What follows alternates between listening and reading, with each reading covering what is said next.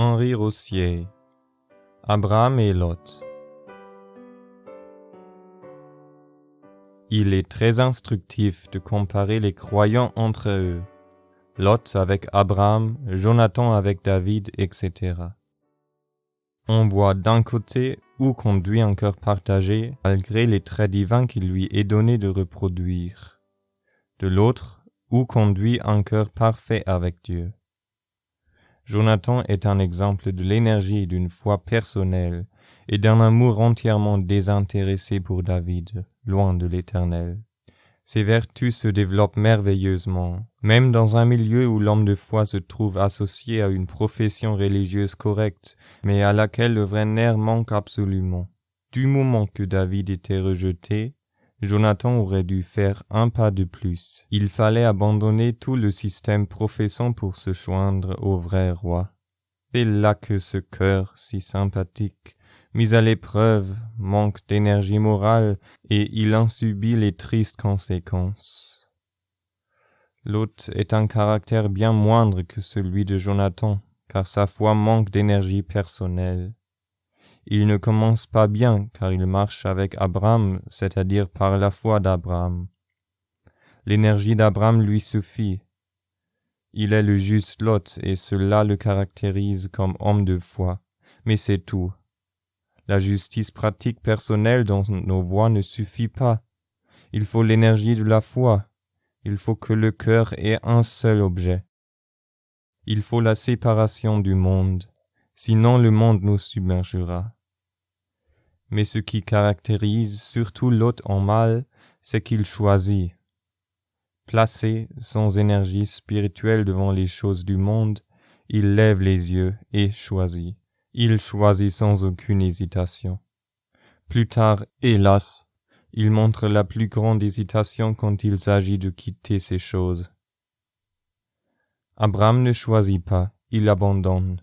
Il abandonne d'autant plus volontiers que, lors de son séjour en Égypte, il avait dû apprendre par la perte de la communion avec Dieu ce que c'était que de suivre sa propre pensée pour sortir de l'épreuve, quelque plausibles que fussent d'ailleurs ses motifs.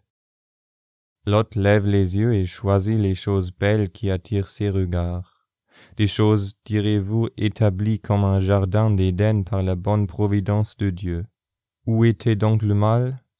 Il était, a dit un frère, en ce que Satan avait planté Sodome au milieu du jardin de l'Éternel. Or c'est fatalement vers Sodome que la marche de Lot l'entraîne. Il a cherché dans ces choses la satisfaction de ses désirs. Il y trouve les plus épouvantables tribulations, comme unique conséquence de son infidélité. J'ai dit, Abraham abandonne, il le fait pour Dieu, mais Dieu ne veut pas rester son débiteur, il dit, lève tes yeux. Quand c'est Dieu qui nous le dit et non pas notre cœur, nous pouvons les lever sans crainte. Abraham lève les yeux sur l'étendue et les détails de l'héritage que Dieu veut lui donner. Il se promène de long en large dans ce bon pays qu'il ne possède qu'en espérance, mais cela suffit à sa foi. Le résultat de cette jouissance est qu'il adore l'Éternel, qui lui a tout promis et lui donne l'assurance de ces choses. C'est l'autel permanent d'Hébron, l'autel du lieu où Abraham habite. Au reste, l'on peut dire que, depuis l'appel de Dieu, Abraham était coutumier de l'abandon, mais à mesure qu'il avance dans le chemin, il apprend à abandonner mieux et davantage, même jusqu'à tout son espoir d'avenir dans la personne d'Isaac, son fils bien-aimé. Le résultat du choix de Lot est déplorable pour lui.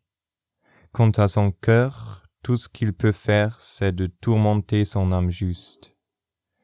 Ce n'est ni la paix, ni la communion, ni la puissance, ni la joie.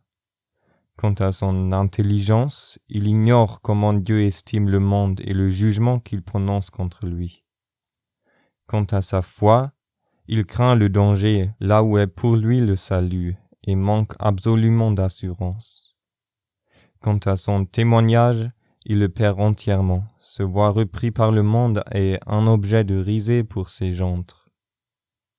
Quant à sa marche, elle se termine par un effondrement. Quelle différence d'avec Abraham.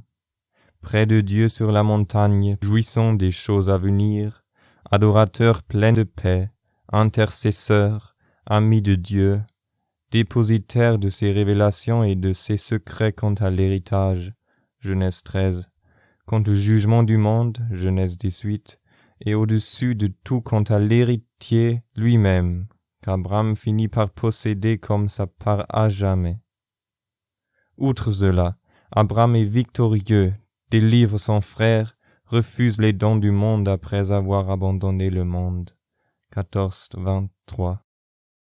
Enfin, nous voyons chez lui les traits multiples de la foi qui obéit, s'attache à la parole de Dieu, vit dans sa dépendance, nous rend étrangers dans le monde, espère, persévère, renonce, combat victorieusement, justifie, réalise la mort, saisit la résurrection, et fait toutes ces choses parce qu'elle s'attache à Christ et aux choses invisibles.